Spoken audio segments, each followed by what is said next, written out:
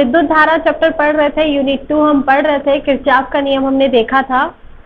आज के इस वीडियो में हमें व्हीटस्टोन ब्रिज के बारे में पढ़ना है। इसी बीच आप लोगों की ऑनलाइन क्लासेस भी मैं ले रही थी, इस वजह से वीडियो अपलोड करने में थोड़ा लेट हो गया हमें। तो आज हम पढ़ने वाले हैं व्हीटस्टोन ब्रिज। चलिए पढ़ते हैं। व्हीटस्टोन ब्रिज क्या है, इसके सिद्धांत क्या है, इससे हम क्या करते हैं। तो इससे पहले मैंने आप लोगों को बताया था किरचॉफ का नियम, और इसके वीडियो भी मैंने आप लोगों को शेयर किए थे। तो यदि आप लोगों ने किरचॉफ के नियम का वीडियो नहीं देखा है तो हमारे यूट्यूब चैनल पे जाके आप उसे देख सकते हैं। और मैं आप लोग को रिवाइज करा दूं, किरचॉफ का जो नियम है उन्होंने 2 नियम प्रतिपादित किए हैं। किरचॉफ का जो नियम है ओम के नियम का विस्तार है। ओम का नियम जो है वो सरल परिपथों में बहने वाली विद्युत धारा को ज्ञात करने के लिए हम उसका प्रयोग करते हैं, किंतु किरचॉफ ने ऐसे नियम को प्रतिपादित किया है जिससे हम जटिल से जटिल परिपथों के विभिन्न भागों में प्रवाहित होने वाली धारा को ज्ञात कर सकते हैं। तो उन्होंने 2 नियम दिए थे। पहला नियम जो था उसे हम कहते हैं किरचॉफ का प्रथम नियम या धारा का नियम, या फिर हम इसे कहते हैं संधि का नियम, जंक्शन रूल। इस नियम के अनुसार किसी संधि पर मिलने वाली समस्त धाराओं का बीजगणितीय योगफल 0 होता है, या हम कह सकते हैं कि किसी संधि पर आने वाली विद्युत धाराओं का योग उस संधि से जाने वाली विद्युत धाराओं के योगफल के बराबर होता है। और इसका जो दूसरा नियम था, किरचॉफ का दूसरा नियम, जिसे हम बंद पाश का नियम कहते हैं, या लूप नियम भी कहते हैं, या वोल्टेज का नियम भी कहते हैं। तो लूप रूल के अनुसार किरचॉफ का द्वितीय नियम ये कहता है कि किसी बंद परिपथ या किसी बंद पाश में बहने वाली विद्युत धारा और उसके संगत प्रतिरोध का गुणनफल का बीजगणितीय योग उस परिपथ के विद्युत वाहक बलों के बीजगणितीय योग के बराबर होता है। तो इन दोनों नियमों का उपयोग करके हमें व्हीटस्टोन ब्रिज पढ़ना है। व्हीटस्टोन ब्रिज एक ऐसी युक्ति है जो किरचॉफ के नियम पर आधारित है। इसमें किरचॉफ के दोनों नियम अप्लाई होते हैं, दोनों नियम लागू होते हैं, और किरचॉफ के नियम का प्रयोग करके हम इस व्हीटस्टोन ब्रिज की सहायता से अज्ञात प्रतिरोध का मान ज्ञात कर सकते हैं। इससे पहले मैं आप लोगों को बता दूं, व्हीटस्टोन ब्रिज में 4 प्रतिरोध लगे होते हैं जो समांतर चतुर्भुज की चारों भुजाओं में लगे होते हैं।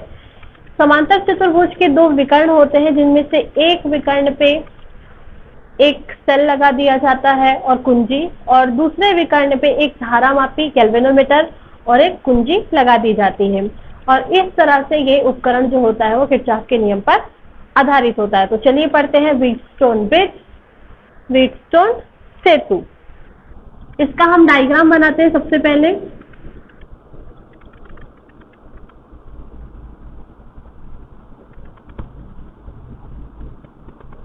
देखिए, इस तरह से हमने एक ABCD नाम दे देते हैं हम इसे, A, B, C और D। ये जो ABCD है ये एक समांतर चतुर्भुज है। इसकी चारों भुजाओं में ये हमने एक प्रतिरोध लिया P, दूसरा प्रतिरोध हमने लिया Q, तीसरा हमने लिया R, और चौथी भुजा का प्रतिरोध जो है उसे हमने लिया S। तो इस प्रकार ABCD एक समांतर चतुर्भुज है, और इस समांतर चतुर्भुज की चारों भुजाओं में 4 प्रतिरोध लगे हुए हैं, P, Q, R और S। अब इसके 2 विकर्ण हैं हमारे पास, AC और BD। तो इसके एक विकर्ण में एक सेल जिसका विद्युत वाहक बल E है जोड़ दिया जाता है, साथ ही इसके एक कुंजी K जोड़ दी जाती है।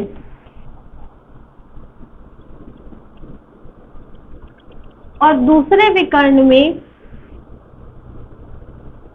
एक धारामापी जिसका प्रतिरोध ले लेते हैं G, और एक कुंजी K1। तो इस तरह से ये हमारा उपकरण इस तरह तैयार हो जाता है। ABCD समांतर चतुर्भुज की 4 भुजाएं हैं जिनमें 4 प्रतिरोध लगे हुए हैं PQR और S। इसके एक विकर्ण में AC में एक सेल लगा हुआ है E और एक कुंजी है K, और दूसरे विकर्ण BD में एक गैल्वेनोमीटर है, धारा मापी है, तथा एक कुंजी क्या है, K1 है। जब इस सेल से धारा ली जाती है, जब इस सेल को परिपथ में लाया जाता है, तो इस सेल से धारा प्रवाहित होने लगती है, और इस सेल से प्रवाहित होने वाली धारा मान लेते हैं I है। जब सेल से I धारा प्रवाहित होती है तो यह बिंदु A तक I धारा ही प्रवाहित हो रही है, किंतु यहाँ बिंदु A पर ये 2 भागों में विभाजित हो जाती है, I1 और I2, इस तरह से। फिर यही धारा I1 जैसे ही बिंदु B पे पहुंचता है, तो यदि बिंदु B और D में बिंदु B का विभव बिंदु D के विभव से अधिक हो, तो ये धारा फिर से 2 भागों में विभाजित हो जाती है। धारा मापी में बहने वाली धारा को हम IG से डिनोट कर रहे हैं, और Q प्रतिरोध में बहने वाली धारा को हम I3 से डिनोट करते हैं। साथ ही यहाँ आने वाली धारा IG और ये धारा I2, ये धारा मिलके I4 धारा प्रतिरोध S में से होकर प्रवाहित होता है। इस प्रकार इसका जो सिद्धांत है उसे हम देखते हैं प्रिंसिपल। सिद्धांत, प्रिंसिपल। देखिए यहाँ पे 4 जो प्रतिरोध है वो समांतर चतुर्भुज ABCD की चारों भुजाओं में क्या है, संलग्न है, जुड़े हुए हैं। तो इसका जो सिद्धांत है, संतुलन की अवस्था में, संतुलन की अवस्था, संतुलन की अवस्था में, इन द स्टेट ऑफ इक्विलिब्रियम। संतुलन की अवस्था कब होगी, जब इस उपकरण से, व्हीटस्टोन सेतु से, इस धारा मापी से कोई भी धारा प्रवाहित ना हो, अर्थात शून्य विक्षेप की स्थिति हो, null deflection. Null deflection in the sense कि जो धारा प्रवाहित हो रही है धारा मापी में से, तो जब धारा प्रवाहित होगी तो धारा मापी में क्या होगा, डिफ्लेक्शन होगा, विक्षेप उत्पन्न होगा। लेकिन जब धारा मापी में कोई भी धारा प्रवाहित नहीं होगी, अर्थात उसका जो विक्षेप होगा वो कितना होगा, शून्य होगा। इसका जो पॉइंटर है, जो संकेतक है, वो कहाँ पे होगा, 0 पे होगा। तो इसे हम कहते हैं नल डिफ्लेक्शन। तो जब धारा मापी में कोई भी धारा प्रवाहित नहीं होगी तो उसे हम नल डिफ्लेक्शन या शून्य विक्षेप की स्थिति कहते हैं। और इस स्थिति में व्हीटस्टोन ब्रिज जो है, व्हीटस्टोन सेतु संतुलन की अवस्था में होता है। तो संतुलन की अवस्था में P/Q = R/S। P/Q देखिए, P और Q संलग्न भुजाओं में लगे हुए 2 प्रतिरोध हैं, सेम एज R और S जो है वो संलग्न भुजाओं में लगे हुए प्रतिरोध का अनुपात है। तो P/Q = होता है R/S। अब हम इस सूत्र की व्युत्पत्ति पे आते हैं। हम इस सूत्र को लेके आना है, जनरेट करना है, कैसे हम इसे व्युत्पन्न करेंगे।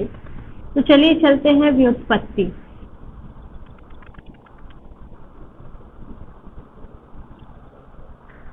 इस उपकरण में बिंदु B पर, व्हीटस्टोन ब्रिज में,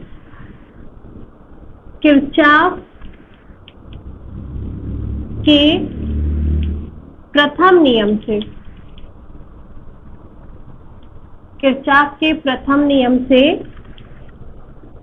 बिंदु B पर देखिए, अब हम यहाँ पे किरचॉफ का फर्स्ट लॉ लगाते हैं एट द पॉइंट B। तो किरचॉफ का प्रथम नियम ये कहता है कि किसी संधि पर मिलने वाली समस्त धाराओं का बीजगणितीय योगफल 0 होता है। तो इस संधि पर, यानी कि ये जो हमारा है पॉइंट B, इस पर हम देखते हैं I1 धारा आ रही है। आने वाली धाराओं को हम धनात्मक लेते हैं और संधि से जाने वाली धाराओं को ऋणात्मक। तो I1 धारा जो है वो प्रवाहित हो रही है, तो ये पॉजिटिव हो गया। और यहाँ से IG और IC जो करंट फ्लो हो रहा है, ये दोनों करंट यहाँ से निकल रहे हैं बाहर की ओर। तो ये दोनों नेगेटिव में, तो इस तरह से I1 पॉजिटिव हो गया हमारा, minus IG minus I3 equals to 0। But in the state of equilibrium, मतलब संतुलन की अवस्था में,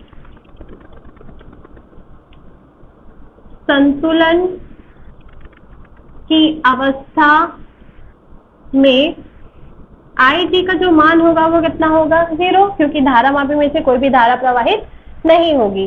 तो इस कंडीशन में IG का मान अगर हम यहाँ पे 0 रख दें तो ये हमें मिलेगा I1 minus I3 equals to 0, और फिर ये हमें मिल जाएगा I1 equals to I3। Equation ले लेते हैं हम इसे फर्स्ट। फिर से हम इस डायग्राम में आते हैं और इस डायग्राम में बिंदु बी पे, बिंदु बी हमने ले लिया, अब बिंदु डी पर फिर से किरचॉफ का फर्स्ट लॉ अप्लाई करते हैं। बिंदु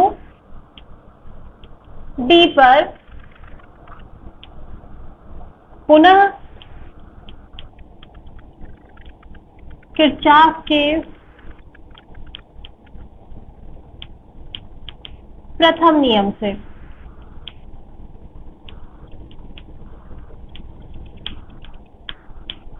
फिर से जब हम किरचॉफ के प्रथम नियम को यहाँ पे अप्लाई करते हैं तो देखिए आप लोग, इस पॉइंट डी पर I2 धारा आ रही है, यहाँ से IG धारा प्रवाहित हो रही है, तो I2 और IG यहाँ मिल रहे हैं, आ रहे हैं, तो ये दोनों हमारे हो गए पॉजिटिव, और I4 जो करंट है वो यहाँ से जा रहा है, मतलब वो हो गया हमारा नेगेटिव। तो इस तरह से ये हो जाएगा हमारे पास I2 plus IG minus I4 equals to 0। संतुलन की स्थिति में धारा मापी में से तो कोई भी धारा प्रवाहित नहीं होगी, तो उस कंडीशन में IG का मान क्या होगा, 0। बट IG इक्वल्स टू क्या है हमारे पास, 0 in the state of equilibrium, then we get I2 minus I4 equals to 0। Then I2 equals to minus I4, इधर आके क्या हो गया हमारे पास, प्लस I4।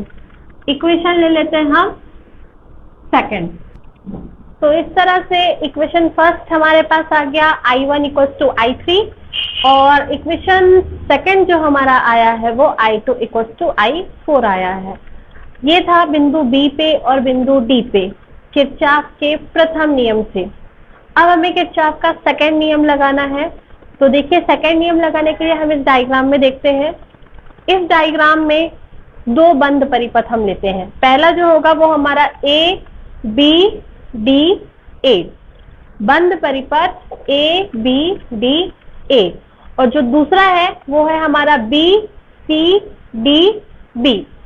फर्स्ट वाला A B D A, और दूसरा जो परिपथ है B C D B में किरचॉफ का सेकंड रूल जो है लूप रूल, बंद पाश का नियम, वो हमें अप्लाई करना है। तो चलिए अप्लाई करते हैं। बंद परिपथ A B D A में, A B D A में किरचॉफ के नियम से, किरचॉफ के द्वितीय नियम से, चलिए सेकेंड रूल हम अप्लाई करते हैं। सेकेंड रूल हम यहां से स्टार्ट कर रहे हैं। हम जिस डायरेक्शन पे चल रहे हैं उसी डायरेक्शन पे करंट भी क्या हो रहा है, फ्लो हो रहा है। तो जिस डायरेक्शन पे करंट फ्लो हो रहा है हम उसी डायरेक्शन पे स्टार्ट करते हैं। तो हम ए से चलना शुरू करते हैं। तो हम देखते हैं पी पे फ्लो हो रहा जो करंट है वो I1 के करस्पॉन्डिंग जो रेसिस्टेंस है वो कितना है, P। I1 के संगत जो प्रतिरोध है वो कितना है, P है। तो यहाँ पे हम लेते हैं I1P, और धारा की दिशा, करंट का डायरेक्शन और हमारे जाने का डायरेक्शन भी क्या है, सेम है, इसलिए हमारा आ गया पॉजिटिव। अब हम यहाँ से बिंदु बी से नीचे की तरफ आते हैं। तो हम देखते हैं कि जो धारा मापी में करंट फ्लो हो रहा है IG, तो हम भी नीचे की तरफ जा रहे हैं, और धारा मापी में जो करंट है वो भी सेम डायरेक्शन पे है। और धारा मापी का प्रतिरोध हमने कितना ले लिया, G ले लिया। तो आई जी इंटू जी, ये भी किस में आएगा, प्लस में। सो प्लस आई जी इंटू जी। अब यहाँ पे देखिए, यहाँ से बिंदु डी से हम वापस आते हैं ए पे, पर हम यहाँ पे देखते हैं कि ये जो बिंदु ए से धारा आ रही है I2, इसके आने का डायरेक्शन और हमारे बिंदु ए पर जाने का जो डायरेक्शन है वो एक दूसरे की क्या है, अपोजिट है। तो I2 और I2 के करस्पॉन्डिंग जो रेजिस्टेंस है वो कितना है, R। तो I2 इंटू आर, ये क्या होगा आपका, माइनस में। तो ये आएगा हमारे पास minus I2 into R equals to 0, क्योंकि इस बंद परिपथ में हमारे पास कोई भी सेल नहीं जुड़ा हुआ है, इसलिए यहाँ पे हमने क्या ले लिया, 0। But in the state of equilibrium या संतुलन की अवस्था में IG इक्वल्स टू क्या होगा, 0।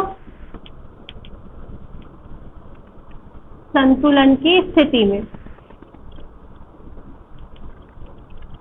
इस प्रकार अगर हम IG का वैल्यू 0 रख दें तो 0 से मल्टीप्लाई होकर G का वैल्यू भी क्या हो गया, 0। तो ये टोटल वैल्यू हमारे पास हो गई 0, और ये हमारे पास आ गया I1P minus I2R equals to 0।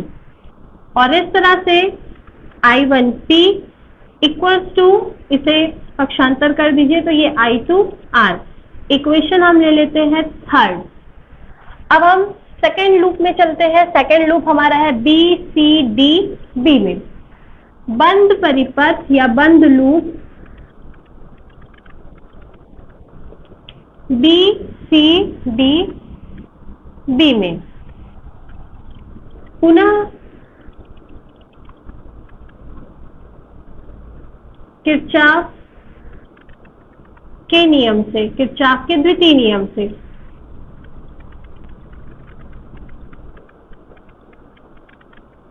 द्वितीय नियम से अब देखिए हम फिर से बी सी डी बी में किरचॉफ के सेकेंड रूल को अप्लाई करेंगे। हम यहाँ से चलते हैं, बी से चलना शुरू करते हैं। तो हम जब बी से सी तक आते हैं तो देखिए करंट के फ्लो होने का डायरेक्शन और हमारा डायरेक्शन दोनों सेम है। तो यहाँ पे I3 और I3 की करस्पॉन्डिंग जो रेजिस्टेंस है वो कितना है, Q। तो दोनों क्या होंगे, पॉजिटिव में। तो ये हमारा आ जाएगा I3 इंटू Q पॉजिटिव में। अगेन जब हम यहाँ से इधर आते हैं तो आप यहाँ पे देखिए, जब हम C से बिंदु D की तरफ आते हैं तो D से जो करंट फ्लो हो रहा है I4, इसके आने का डायरेक्शन और हमारे आने का डायरेक्शन एक दूसरे के क्या है, अपोजिट है। तो I4 करंट हो गया और उसके करस्पॉन्डिंग जो रेजिस्टेंस है वो कितना है, S। तो I4 इंटू S, ये दोनों जो किसमें होगा, माइनस में। तो ये हमारे पास आ जाएगा माइनस I4 इंटू S। अब हम पॉइंट D से पॉइंट P पे चलते हैं। जब हम पॉइंट D से पॉइंट B पे चलते हैं तो हम देखते हैं यहाँ पे हमारे जाने का डायरेक्शन और ये जो करंट है IG के आने का डायरेक्शन, दोनों क्या है, एक दूसरे के अपोजिट है। तो ये भी माइनस में आ गया हमारे पास, minus IG into G equals to 0।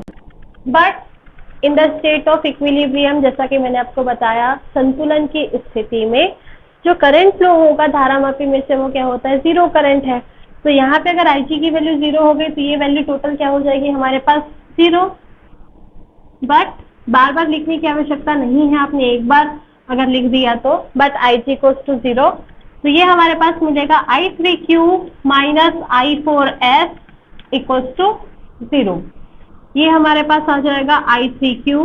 I4S को हम ट्रांसफर करते हैं अपोजिट साइड में, तो I4S इक्वेशन ले लेते हैं हम इसे 4। अब हम इक्वेशन थर्ड को डिवाइड करते हैं इक्वेशन 4 से। Equation third is divided by equation 4। समीकरण 3 को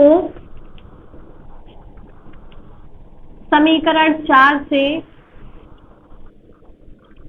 भाग देने पर, जब हम इसे डिवाइड करेंगे तो ये हमें मिलेगा I1P upon I3Q equals to I2R upon I4S। Equation ले लेते हैं हम इसे 5। अब आप इक्वेशन फर्स्ट और इक्वेशन सेकेंड में जो हमने इक्वेशन लिया, इक्वेशन फर्स्ट हमारे पास आया है I1 इक्वल्स टू I3 और इक्वेशन जो हमारे पास सेकेंड आया हुआ है वो है हमारे पास I2 equals to I4।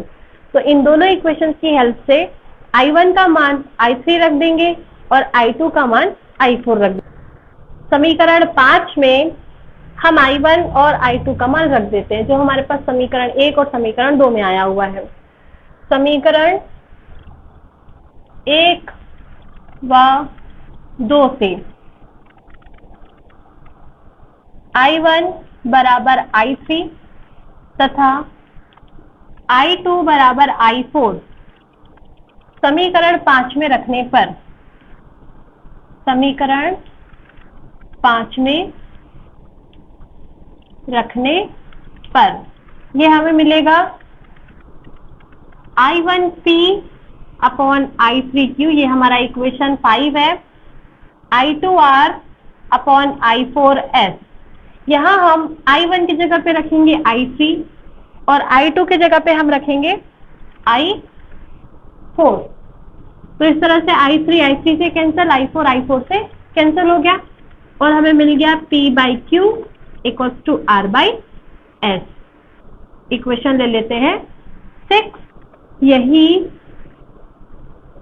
Wheatstone सेतु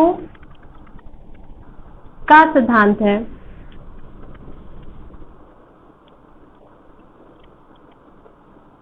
तो ये काफी इंपॉर्टेंट क्वेश्चन है, हाई मार्किंग क्वेश्चन है, तो आप सभी इसे अच्छे से, मुझे आशा है कि आप लोग को अच्छे से समझ में आया होगा। आप सभी भी घर में एक बार इसे प्रैक्टिस जरूर करें जिससे आपको ये और भी क्लियर हो जाए। तो आज के इस वीडियो में हमने देखा कि व्हीटस्टोन ब्रिज और उसके सिद्धांत के बारे में। अगले वीडियो में हम मीटर ब्रिज के बारे में पढ़ेंगे। तो आज के वीडियो में बस इतना ही। अगर आपको कोई डाउट्स है या आपके और भी कुछ शंकाएं हैं तो आप उसे हमें अपने कमेंट बॉक्स में भी लिख के दे सकते हैं। अगले वीडियो में हम फिर मिलेंगे मीटर ब्रिज के साथ। ये हमारा नया टॉपिक है और ये व्हीटस्टोन ब्रिज के सिद्धांत पर आधारित है। तो आज के लिए बस इतना ही। धन्यवाद।